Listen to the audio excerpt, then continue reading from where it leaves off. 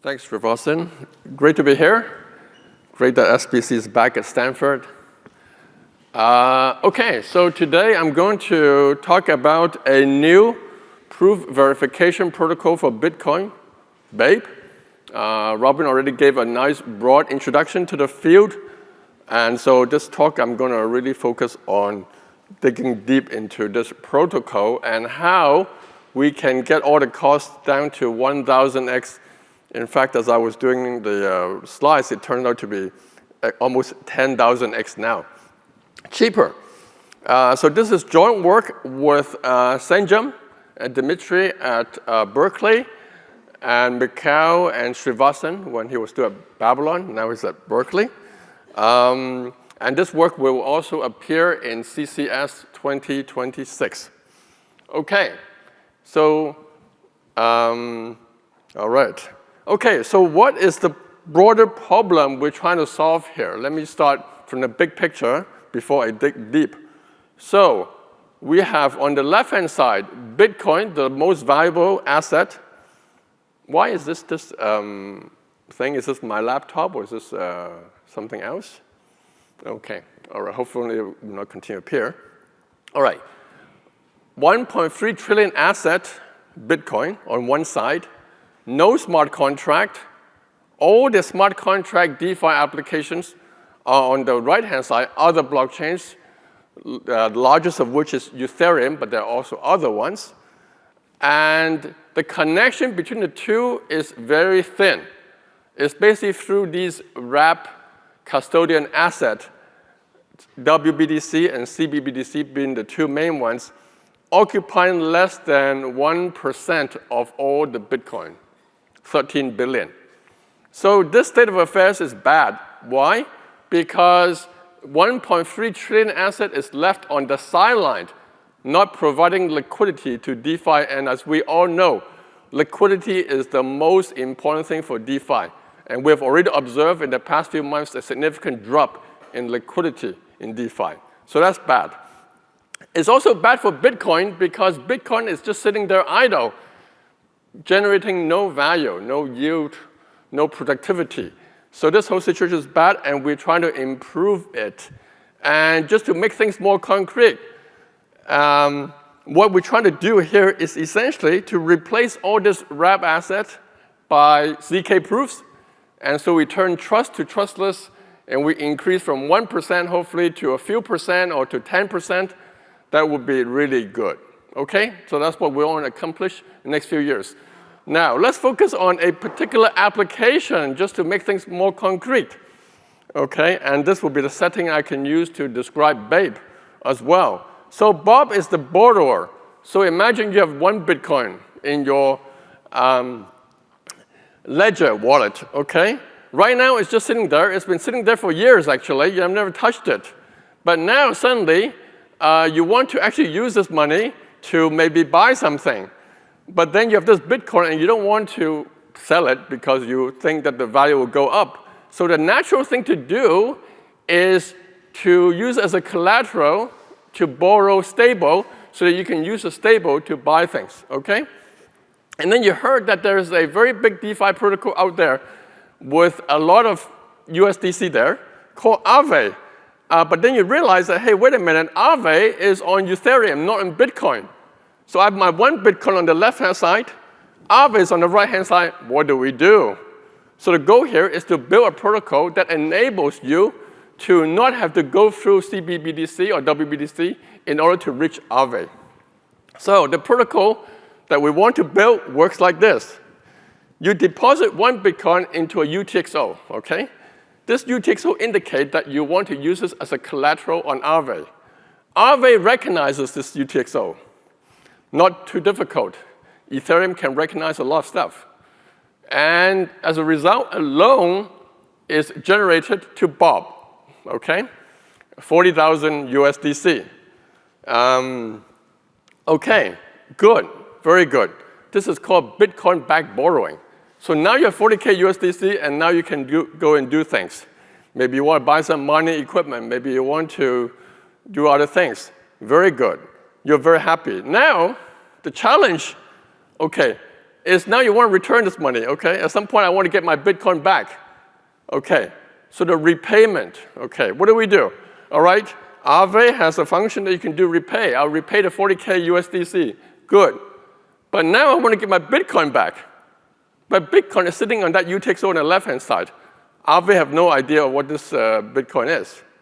Okay, so what you want to do is you now want to generate a ZK proof, the proof that you have repaid on Aave, which is an Ethereum state. You want to tell Bitcoin that this has happened so that Bitcoin can release back the BTC to you so that you can get Bitcoin back, okay? Good. Now, there's also another possible event, two outcomes. The second outcome is a liquidation event. So in this event, the Bitcoin price have dropped, okay?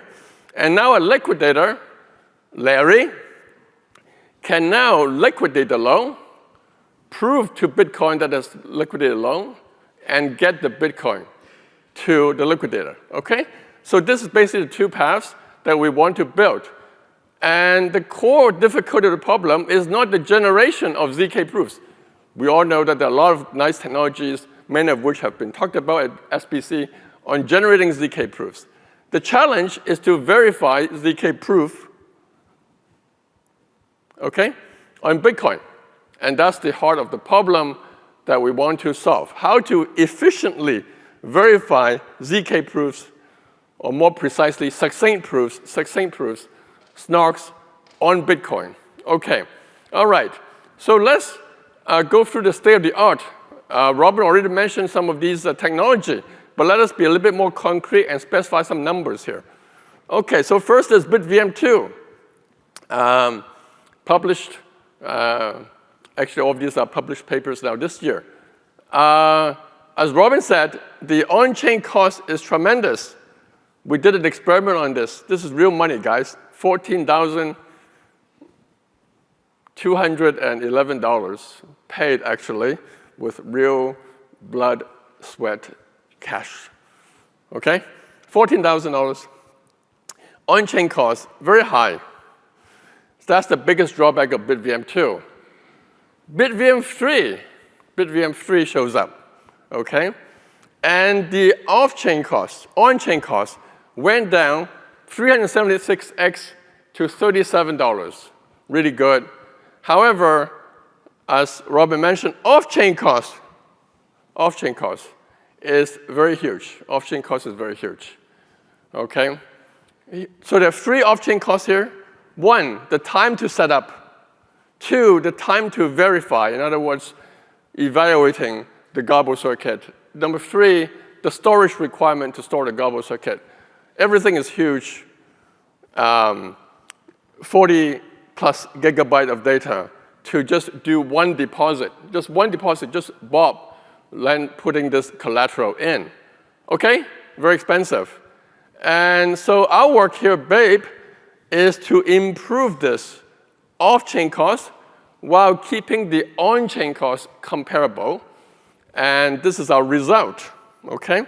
So on-chain cost went up a little bit, $56, but still very, very much lower than the BitVM2 cost. The setup time, verification time, storage requirement all went down 10,000x, 16,000x, 6,000x. So when we wrote the paper 6 months ago, it was around 1,000x. We have done some optimization improvement in the past few months, so now it's down to 10,000x improvement, 10,000x improvement. Only in cryptography can you make these improvements in a matter of months. So I used to work on a thing called information theory for many years, and usually at this time, if you get 5% improvement, you're already like, whoa, man, this is a breakthrough. But now here with cryptography, 10,000x improvement within a matter of a year since the invention of the idea of BitVM3. All right, so the rest of the talk really focused on how do we get there? How do we get there? Okay, so basically the core idea underlying BitVM3 and also Babe is the idea that Bitcoin is kind of dumb. It doesn't recognize too much, but it does do one thing very well, which is that if you have a secret, then you can spend a Bitcoin, okay? So that's the core idea. If you have a secret, you can spend Bitcoin, and usually that secret is a private key, okay? It's a private key corresponds to a public key. If you know the private key, the secret, then you can spend your Bitcoin, okay? And so Babe is built on this idea, okay? So now the question is, instead of using the standard private key as a secret, we can use something else to generate the secret, okay? And this something else is generated by Larry. So Larry is the counterparty to Bob. So remember an example, there were two guys, Bob and Larry. So you can think of this as like a two-party protocol with Bob being the borrower and Larry being the liquidator. Larry is essentially trying to keep Bob honest. And so now what Larry can do is instead of locking the secret as a private key, locks the secret to a public puzzle, in such a way that if Bob, okay, has a solution to this puzzle, then it could decrypt the secret and spend the Bitcoin, okay? So basically, Babe idea, BitVM3 as well, is essentially set up this system, this off-chain encryption-decryption system in order to control the spend of Bitcoin. And this idea is basically dated from 2013 on witness encryption, right? So if you have a witness to a puzzle means an NP relation, then you can get the secret. So witness encryption, as Robin said, is a very natural approach to this problem of proving things on Bitcoin. Okay, so in the case of Babe, a valid proof of a Ethereum state. You prove that you have repaid a loan. That's a statement. That's the truth on Ethereum. That is the witness to the puzzle. Okay, all right, so witness encryption is great. So let's dig deeper and see how we can use witness encryption, okay? All right, now we want to do proof verification. So the puzzle that I want to set up is basically a verification equation for your prover, or ZK prover. The most widely used prover is Grove 16. So we can write down the equation, which is a pairing equation of Grove 16 verification, okay? So here's the pairing equation. It involves the proof, which has three terms, pi1, pi2, pi3, three group elements. And we have a pairing equation with some constants, which we don't have to care about the details, x2, x3, okay? So this is the equation. Okay, so now what we want to do is we want to do witness encryption with respect to this puzzle generated by this equation. That is, whoever that can present the proof, the correct proof, then it can decrypt the secret, okay? Bob, all right? Good? So that's the goal. All right, there's a problem, is that we don't know how to do it efficiently, okay, this witness encryption.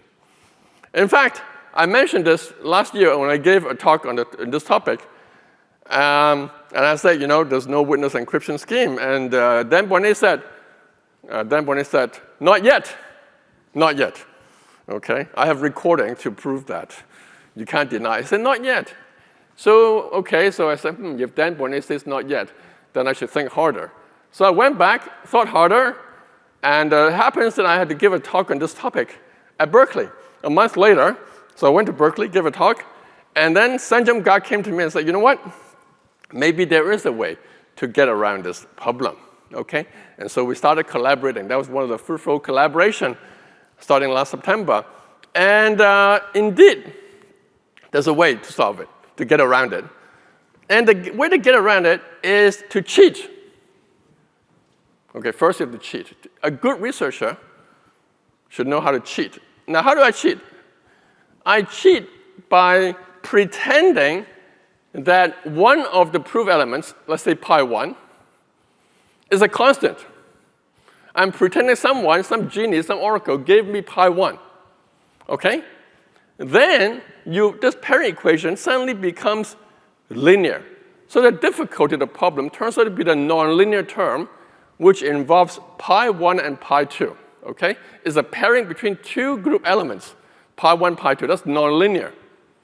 Because, however, now that I pretended the first one is a constant, then we have a linear equation, okay? And now the problem becomes Bob decrypt if you know the knowledge of pi2 and pi3, okay? Now this problem, it turns out to have a very, very simple solution, okay? And this simple solution is very connected to a lot of early work in cryptography. For those who are familiar, the idea is basically you create a ciphertext, which is R pi1, Rx2, Rx3 plus the secret that you want to hold. And then you can see that you can easily decrypt this if you know pi2, pi3 by computing CT3 minus the pairing between CT1, pi2 minus the pairing between pi2, CT2. And using that bilinearity of the pairing, you can immediately substitute, and you can see that you can check that you can get the secret. Okay, wow. Suddenly, if you cheat, then you can solve this problem, okay? However, in the real world, in the actual problem, we don't know pi1 as setup. So when you encrypt the stuff, you don't know pi1, okay? Now, but it turns out that if you look at this equation, all we need to solve is to try to figure out whether the decryptor, Bob, can actually compute, okay, figure out R pi1 at setup, right? Because the only ciphertext term, which is the first term, is R pi1, which is actually not known, okay, by Bob.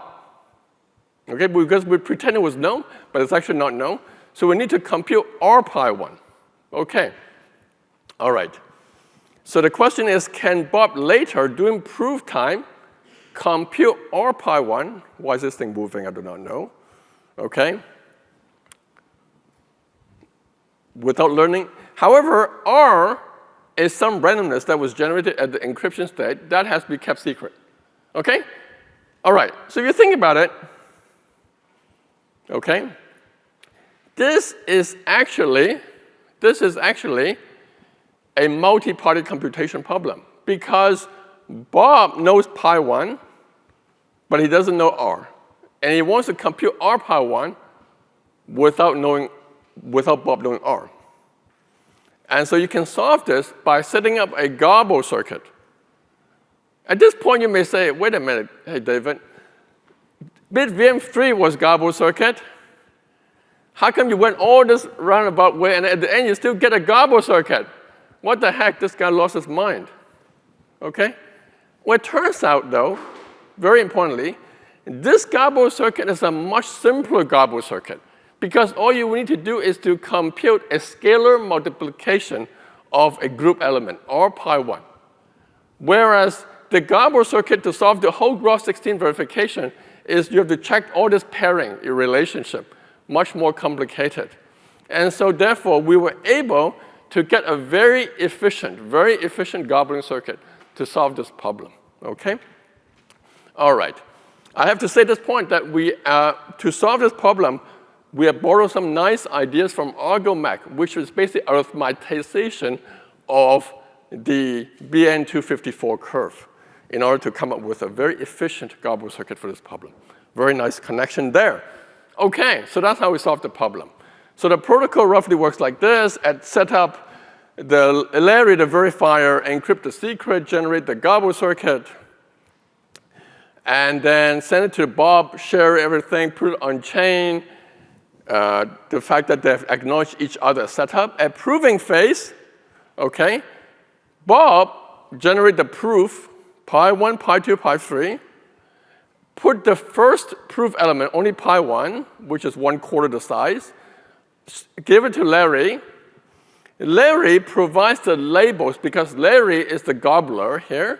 So Larry provides the label back to Bob by sharing on Bitcoin in public, okay?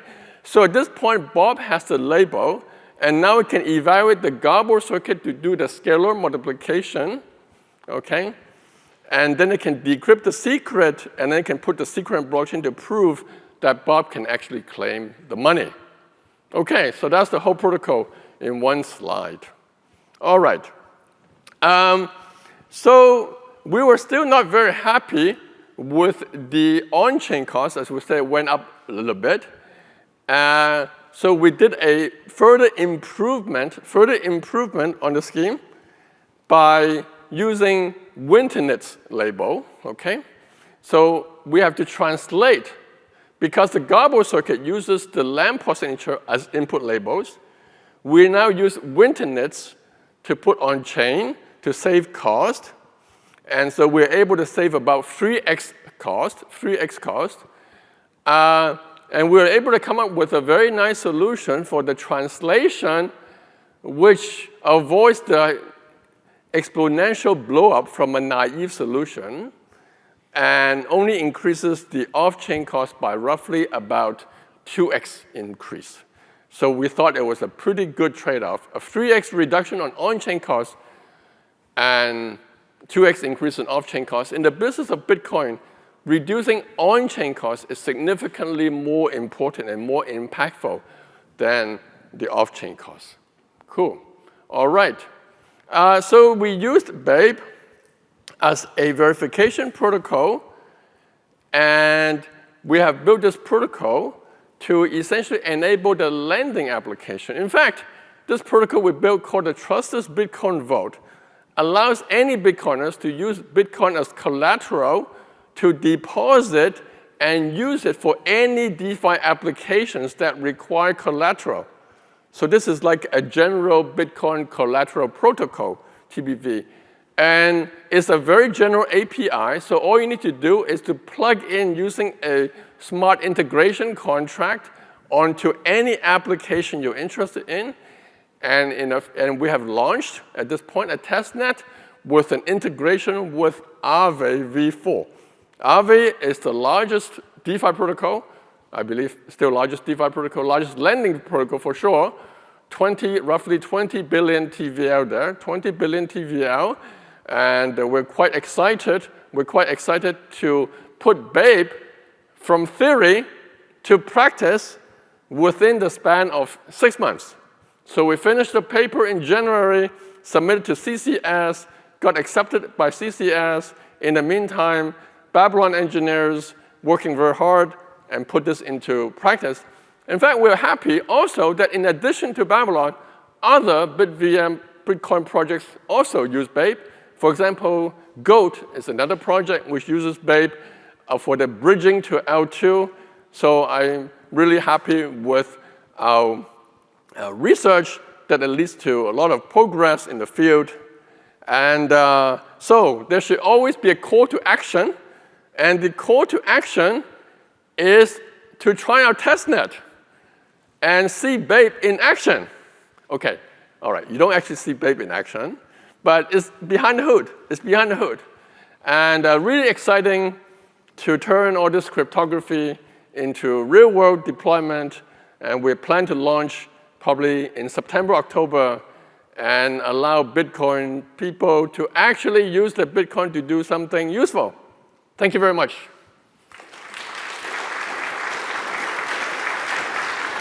Since you brought it up, I'll just ask the usual question. Usual question, post-quantum. Is this post?